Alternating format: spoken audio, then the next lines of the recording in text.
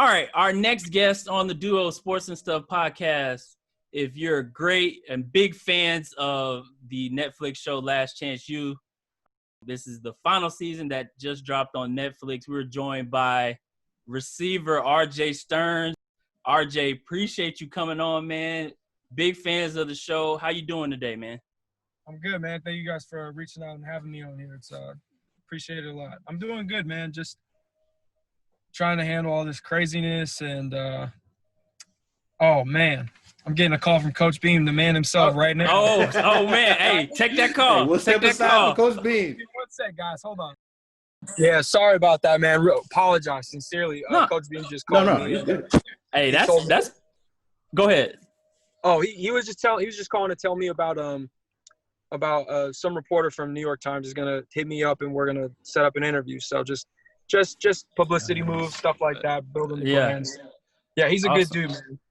Love Coach Beam. But yeah, then we were talking about my options right now with school and stuff. So he was just giving me some advice on that. So yeah, again, apologize for the interruption. Dude, you good, man. We appreciate good. you coming on. Dane and I are big fans of the show. A lot of people are fans of the show. Had you watched Last Chance U at all before y'all found out y'all were going to be on the show? You know, it's funny, man. I actually get that question a lot. And the truth is, no. I knew about the show, but I'm the kind of person, especially leading up to that point where I was so into what I was doing that I wasn't going to worry about what was on TV, what was on Netflix. I didn't care about none of that stuff. I had seen an episode or two with one of my buddies, my best friend Richie, actually, who's actually on the show with me. And, you know, I thought it was a dope show. And I was like, man, that'd be dope. Like, I always thought in the back of my mind, like, man, Laney should be on this shit, dude. Like, that would be dope. Because no one knows, like, what kind of struggle California JUCO has. You know what I mean? And then, boom, like, and that was like a year before we were going to be on the show. Then, bam, in April, all of a sudden, they're out there doing test footage. And I'm like, oh, shit. You know? And I was like, okay. And then they left for a little bit, didn't hear nothing about it. I was like, yeah, we scared them off. We scary in Oakland, man. Yeah. And then, boom, I come in 3 weeks before the first game. I'm coming in.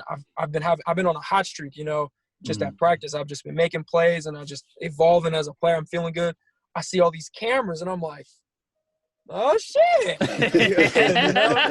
And then they're having to sign waivers. And then next thing you know, Greg and Daniel are talking to me and, you know, it hit off from there, man. And just so grateful to those guys for giving me the platform to tell my story and just be a part of something so special. Right. That's cool, man. Like, I remember back to season 1. I know Dane and I always talk about, you know, it's like one of our favorite shows and stuff. So for sure, I'm kind of happy, or not happy. I'm upset that, you know, it's the final season. But man, I can only imagine like having the cameras and stuff out there and like, oh damn, this is really happening. So that's pretty cool. At the beginning of the season, you know, when they're giving the little backgrounds of all you players and stuff like that, we learned that you had an injury the previous season, and Laney went on to win the state title. And for you to kind of be a part of that, but at the same time not on the field, what kind of emotions were you going through there? You know what? At the time, so when I got my injury, I was actually in a really bad spot mentally because not only had I burned myself out from just working 365 days a year on football, which no athlete should do. You're gonna burn out, you know. So if anybody who's watching this, like, you take that advice because you do burn out. A guy who loves football as much as I do, he burned out, and that's kind of why I ended up getting hurt. And here's the thing, like, for me to feel like I don't deserve that ring because I didn't play in that game or win those games with those guys is a selfish mindset. No one should, because at the end of the day, I was there for that entire year that built that team. And so I should have just been grateful for the fact that I was a part of that and taking the ring. And so I had this conversation with Beam, and it just, that's kind of where what we talked about led me to think. And it's like, man, like, it's bigger than me, you know, like, I shouldn't be feeling that way. And like, that's just a problem I've had my whole life, is just looking out for myself and only thinking of myself. And it's partly because that's what I've had to do my whole life. So it meant a lot to me, the fact that he called me up to his office and said, RJ, I don't care what you're saying. You're going to give Sakai your damn ring. and we're gonna get you one of these because you earned it. And that's I think when my mindset started really changing. And in the show, I'll say this: I do come off as selfish. I understand that, but what everybody doesn't understand is like it's a reality TV show. Like they edited it a certain way to make me kind of, look like that. And I think they represented me great. By the way, I love the show, but I can see why some people I might have rubbed them the wrong way. So, but like anybody who like plays on that team with me, just knows what kind of dude I am, knows how much I love to win. Like every game we lost, I was sobbing, bro. I hate losing. Like I didn't like if we went 11-0 and I had the same stat line, I would have been perfectly happy. Right. But we were losing games, and I felt like the games we lost, I could have made a bigger impact. And it was just frustrating for me not to get that respect and like that. Let's give him the ball, see what he can do type. Yeah. You know what I mean? So that's all it was. So. Do you think that's part of like the receiver mantra? Like everybody always says, like receivers are kind of a divas. They want the ball, blah, blah, blah. Like, do you kind of feel like that's part of what people say about you or think about you? Definitely. Yeah. Definitely. And you know what, though? Like if people aren't hating on you, if people aren't telling you like, man, if people aren't saying basically fuck this cat, I think you're not being yourself because you can't please everybody. And I'm not gonna. Man, I'm not gonna change for no one, man. Unless it's being detrimental to the people around me and myself, I'm gonna continue to be me. And I can give a damn what people have to say about me in a negative sense. It's crazy, man. My boy John McDonald, he called me. I don't want to get too into it, but we were talking, and it's like some of his teammates were like, they felt kind of a little skeptical of me, And they talked to me, and they were like, my bad, bro. My bad. I'm gonna delete that shit off Twitter, man. Follow me back. They were cool for the show, but it just takes a conversation. Is my point. And so, if people don't want to have that conversation, people don't want to think, then like they just got issues with themselves. You know what I mean? Yeah. So it's all good. It's all good. I'm fine with being labeled that way because the best receivers want the ball, right? Yeah, and we play receiver in high school, not on the college or JUCO level, but Dane and I went to high school together, and I mean we both play receivers, so that's like the mentality. Yeah. Like I can make plays, so I feel you on that one. For sure. 100%. So RJ, based on your experience at the JUCO level in terms of recruiting, practice, play selection, politics, what kind of advice would you give to other athletes? Dude, do not take junior college lightly. That's my. There's three things you gotta have to go to play at a junior college, be successful. You gotta be tough. Number one, mentally tough. Okay, you need to be focused, and you need to believe in yourself. Those are my three pieces of advice for anyone thinking about going to JUCO ball. Otherwise, you're gonna wash out. I know so many players who went JUCO who had all the potential in the world, never touch the field again. Don't even play that year. It's just it takes a different kind of cap mentally to play at that level. So just don't take it lightly. Buy into wherever you're at. If you can't buy in because the program has just so downhill, leave. There's nothing wrong with leaving because at the end of the day, junior college is about you. It's about getting to the next level, okay? And at Laney, we're a little different. We believe in if we win games, we will get everyone to the next level because only good teams with good players will win games, And so that's what I loved about Laney because I fucking hate losing, bro. I cannot stress that enough. Yeah. I hate it, okay? And I think that's what separates us from a lot of places. And so that's the ultimate piece. That's my advice to any guy going the JUCO route or any girl, going to play softball, basketball, soccer, anything. It's just you need to be focused, mentally tough, and you need, above all else, you need to believe in yourself, 100%. Yeah. To kind of go along off that, like Netflix, Last Chance U does a great job of being organic as far as showing the person behind the athlete. And so for you and people watching the show and stuff like that, why do you think it's important for them to see the struggle of student athletes trying to fulfill their dreams? It's important for a lot of reasons, man. Like there's a teacher, Judy Juanita. at Laney College. And for whatever reason, she has some grief with athletes. She thinks we're pampered. She thinks that we are entitled. She thinks that we're babied. But what she doesn't understand is we have those things because most of us, we come from unstable homes. We come from being hungry every day, not knowing when our next meal is going to be, how much money is in our account. You know what I mean? Like, for God's sakes, your fucking Walker was sleeping in his car to play junior college football. And so it's just, that's just kind of ridiculous to me. Just people just don't understand quite what we go through as JC athletes, as athletes in general. Like, they don't understand. Like, we go to school. We get up early to go to school, right? Then we have to go to practice. And we have to practice. And we got to get yelled at. We got to get better, though. We got to grind. And then some of us, we got to go to work. We got to go take care of our families. That is a lot of stress for 19, 20, 21, 22, 23-year-olds, man. A lot. It's a hard lifestyle. And it's completely different from the other JUCO experience anywhere else in the country.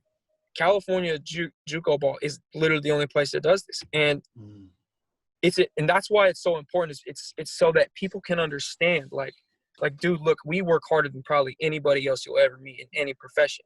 So, like, you know what I mean? It's just important, right? It's like the Black Lives Matter movement. You know what I mean? It's like, it's such a loud movement because you guys haven't been heard for so long. Black men in America and women in America have not been heard for so long. And so it's important that we raise these issues. We show the uncomfortable videos. We have the uncomfortable conversations. You know what I mean? That's kind of what I would compare it to, It's just like, people need to know because that shit is hard and it's happening in this country and it's happening in your backyard. You know what I mean? Right. Yeah. Yeah, absolutely. Yeah. So you touched on it a little bit, but more specifically, what would you consider the most challenging part of being a student athlete? Dude, it's real easy to get distracted. It's real fucking easy to get distracted. Junior college is easier than high school. Like, I'm not bullshitting you. It's that, like, you have class twice a week. You have homework every 2 weeks. So, like, that's the one cool thing. At least at Laney. Now, it's great teachers. You do have a lot of work. They do push you, but, like, as far as, like, workload, it's spread out, and so you have more time to do things. Even though it's a lot, you have time, and it's just easy to, like, push it off and say, I'll do it tomorrow. I'll do it tomorrow. You know what I mean? So again, just going back to staying focused and just understanding, like, why you're there. But Right. I would say staying focused is probably the hardest part about junior college, because it's just you feel like you're in a hole damn near the whole time you're there. Because most of the time, you're not talking to schools until you're at the very end of your career there. So it's tough. It's tough to stay focused in that kind of environment. Yeah, I can imagine. You touched on the cameras, like when you first saw them doing test footage and stuff like that. What was something you learned maybe while the games were going on? You probably more focused on the games, but practice or like whenever you saw the cameras around, what is something you learned that, like, hey, that's different than what I actually see on TV or something like that? That makes sense. That's a good question, man. God, I wish I would have paid more attention to them because I don't know that I can answer it. I was always like so like into just into practice and into the moment. Like, what am I doing right now? How am I getting better? I wouldn't say that anything about the way I would say the size of the crew, much smaller than you would think. Not a whole lot of people. It's a much smaller camera crew than you would think. I always thought it was a lot more, but really it's just Terry and those guys just having these 50-pound cameras gear and all the gear on it, walking around just being an artist, shooting beautiful shots. And but that's really the only thing. Other than that, I can't say that there's too much that surprised me about the way that they conduct themselves, the way things are handled. Excuse me. And yeah, that great question, man. Great question. Yeah. I just thought it was interesting just to see, like, behind the cameras. I went to school for film and stuff, so I just was wondering how that, behind the scenes kind of stuff is. But before, or at the beginning of this call with us, you got a call from Coach Beam, and that was like my next question. So it kind of flows into it. On the show, from the viewer's point, it kind of seemed like y'all had a love-hate relationship. And was it kind of those things where you felt like, man, Coach is always on me. Why is he always on me? Or is it one of those things where Coach just wants me to do right, and this is his way of showing that? I think it's both, man. Part of the reason we had a rocky relationship is because Beam just wasn't aware of my situation, and that's not his fault. It's no one's fault. the way I've handled things in my life is I'm not going to let this affect me on the field. So, like, whatever I was going through at home, I'm not going to let this determine whether I'm successful or not here. So I never talked about it. I never asked for help. I never sought out guidance. And so sometimes when I would have those slow days or slow moments in practice, like, you could attribute it to that. But, like, even then, like, I don't like to make excuses. Like, sometimes just, you know what I mean? It's just shit happens. But I would say, like, and I say this on camera, it's like, I know he likes me. He loves me. He tells me all the time now. We talk all the time. Like, we've talked more now in the last couple of weeks than we ever have probably at Laney. And it's really just because we didn't communicate to each other, like, what am I going through? Like, how am I feeling? And it's like other players were willing to go to him with their problems and talk to him. And I just that's what I should have done, right? The way I was brought up and the way I thought my whole life was like, I don't need help. I don't need people picking me up. I don't need none of that stuff, man. I'm just gonna go out there and handle my problems on the field. And that's how I'm gonna deal with that stuff. I'm gonna separate it. Take my feelings out of it. So I would say that's kind of what fed into that a lot. But, like, regardless of whether he thought as a Division I receiver, he obviously, and regardless of, like, all, like, the fights we had, the outbursts and stuff, which honestly the show, I think, dramatizes a little bit because it really was far and few in between me and him. He still started me every game. Yeah. I still played close to 100 snaps a game. Okay. He obviously knows I can play. So to me, that was like, okay, like, we have our feuds, but at the end of the day, he respects me enough and he knows that I can play ball and that he knows that if he needs a play, he can always call on RJ Stern. So, right. It's all love between me and that guy. All love. That's good to hear. I saw on Twitter right after I followed you, man, and I was kind of going through your timeline and stuff, that Tariq Cohen from the Bears hit you up on Twitter or mentioned you or something like that about, man, RJ, my boy, they need to give him the ball, and just giving you some props on it while watching the show and stuff like that. A player of his caliber in the league, coming from a small school, obviously, how does that make you feel having an NFL player, say, man, you're that guy, Calvin Ridley did too, bro. He did reply to him too. Yeah, dude, I did see that. It's unbelievable. Like, let me tell you something. The way I feel about myself and my ability, I've always said to myself, and if it's come up in a conversation, I'll say it out loud. Like, I feel like I'm going to the NFL. I know it. In my heart, that's what I believe. That's what I've been working towards. It's going to happen. And so to have those feelings validated by all the attention from colleges all of a sudden, and then two great NFL players, dude, there's no way to describe the way that feels, man. It's just I'm just blessed to have been a part of the Last Chance U stuff and to just have this platform to speak and just have people show me love. And it just confirms everything I've known about myself for a long time, but damn, does it feel good, man. I mean, I couldn't believe it. He follows me on Instagram, follows me on Twitter. Obviously, I followed him back as soon as I seen it. Obviously. Man, a lot of love towards that guy. He's a great guy, man. And I just appreciate what he's, him saying that about me. It was awesome. Yeah. That's good. So you mentioned earlier about how sometimes things can be taken out of context or things can be possibly manipulated or overblown on the show so far. So watching yourself on the show or knowing that you're on the show, are there any regrets or anything that you would have said differently or done differently now that with the context that you have now? I definitely. So here was my impressions. Like, if I'm not on camera saying stuff, they're not going to use it. Wrong. I'm not. Okay, so, like, a lot of the stuff I said like off camera. I didn't even know someone had a camera on me. I was away, and you can kind of see that a little bit here and there.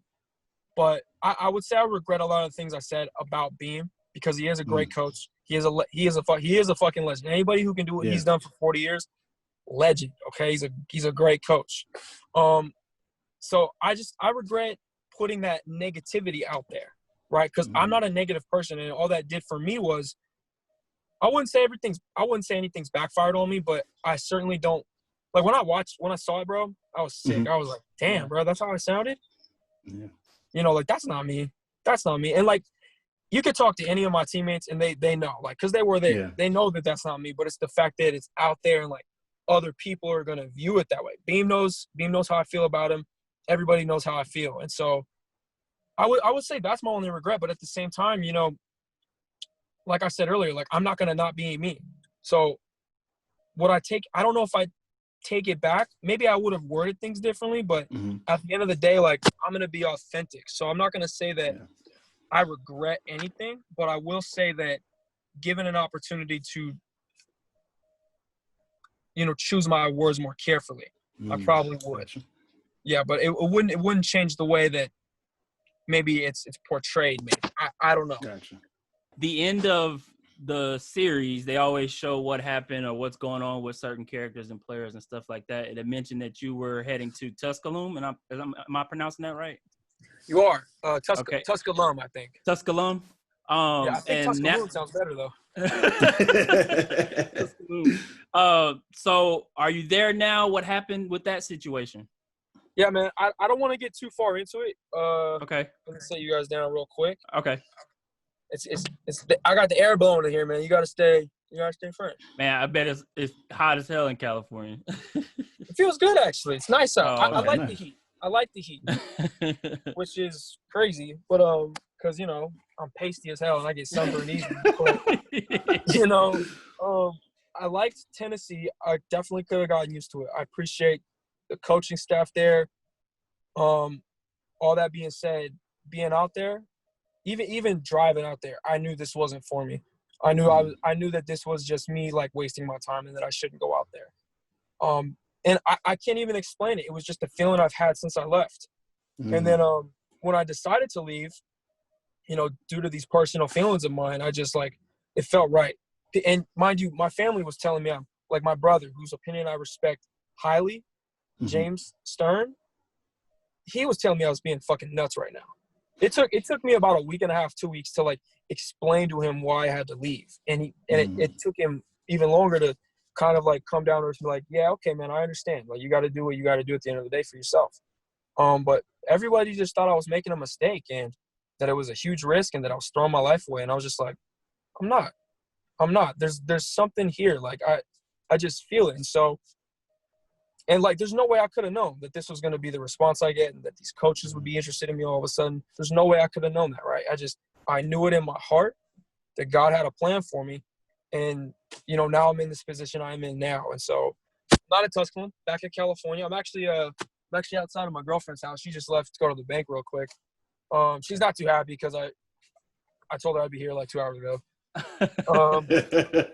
It's okay. She loves me and I love her. It's all good. But that's all that matters. Yes, sir. And so, yeah, man, it's just I'm not there, but I will be somewhere sooner than later. I hear you. And kind of go along with that, another caveat, like with a lot of players are going through right now, everything going on with COVID-19, has that hindered your process of trying to find another school? I would say that COVID-19, I might be the only person in America or in the world who's going to say this, but COVID-19 has been a blessing. Because it's shut everything down. And so people are leaving. People are getting sick. People don't want to come back to play. So schools are short players, right? And then this show has given me a lot of exposure late. And so schools are like, oh, shit, this dude can play ball. Let's take a look at him. Let's holler at him. So if anything, it's been nothing but it's done nothing but help me in a sense. Obviously, I want this shit to go away, and I want us to all wear masks and just get things under control, and so we can go back to normal. But you know, in a big way, like it's actually helped my recruiting out a lot because everything's slowed down and because things are going to get delayed. You know, at least 6-7 months. You know, like they're going to keep saying, "Oh, another week or two now, or another month." But like we all know, like I think the NCAA is going to cancel football altogether. We talked about that too. Yeah. Yeah, man. So it's actually, I think I'm one of the few people it's helped. Yeah. Gotcha. Yeah. Gotcha. So, given the recruiting process, if you could pitch yourself to a college, what would you say to them? What type of things would come to the forefront? I mean, I would try to keep it short and sweet, man. I would just look, coach, you've seen the show. You've seen my tape. I'm obviously confident. I obviously want the ball. But I just know this. No one will outwork me. No one will defeat me physically or mentally, and I will always find a way to get better for you, and I will always find a way to help this team win, no matter what. I just need you to believe in me. That's it. You know, it's like I got grades, I can get into school, and I can damn sure make your roster. So, all due respect, Coach, you come on now. You know what I mean? I'll say something along those lines. Maybe I wouldn't get as fired up, but it's hard for me not to get fired up whenever talking to a coach. So, but it's about selling yourself. You know what I mean? You gotta be confident. So that's I would just try to keep it short and sweet, but like also like tell them like, look, I'm a dog. Like you either pick me up and you come up big, or you know you miss out and that's all good. Like no love lost, no love found, right? So, but all the coaches I've been talking to, man, you know, they see it. You know, they see it, and the show has been so cool because they see how I am and how I think about football. And like that's huge to coaches. You know, there's a lot of guys who go Division I who don't necessarily go Division I for their overall ability, but for the kind of human they are. And I think this show has really, despite some of the negative stuff that's come out, a lot of it's positive. And so they've seen how I feel about the game, how hard I work. And it's just, you know what I mean? So it's all been good. So this is an exciting time for me, man, to be alive. Very excited. Okay. Well, we know from the show that you're a route technician, that you're a great team player, that you're very, very gifted in the arts. So what would you like people to know about RJ the person? Oof. You know, it's a tough question for me to answer, man, because sometimes I feel like I don't know a lot about RJ the person at times just because I'm so into football. But I would just want people to know that, if they have to, because truth be told, I could give a damn what people think about me or know about me. I don't care. It's not important to me. But, you know, if they have to know something, it's just know that I'm honest, I'm hardworking. I hate to see people struggle. I'm always down to lend a helping hand, and like, you know, be there for people. So I got a big heart, and sometimes that'll get you in trouble, but you know, that's a part of life. So I would just say that that's probably what I would want people to know about me and take away from this interview and the show. And yeah, man, just I'm not a dick is what I'm trying to say. I hear you, man. Hey, we appreciate you, man. At the end of our episodes, when we have a guest, we always like to have them, you know, plug their social media. So let the people know where they can follow you, man. Oh yeah, most definitely, man. You guys can follow me you guys included. Follow me on Twitter and Instagram at Flash Gordon, FLVSH.GORDON, Gordon. That's both my social media handles, and yeah, man, you know, hit me up. Yeah, coaches, hit me up.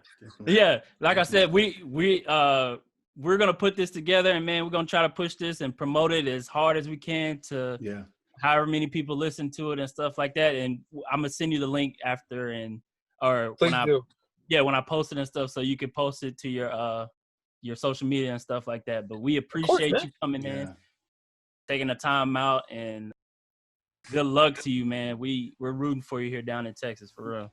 It's all love, bro. Appreciate you guys very much. Thank you. Yeah. We appreciate Have a good one, man. You're going to be enjoying your journey. I will, man. Thank you, guys. All right. I'll hit you up later. Sometime. Yeah, for sure. Definitely. All right, man.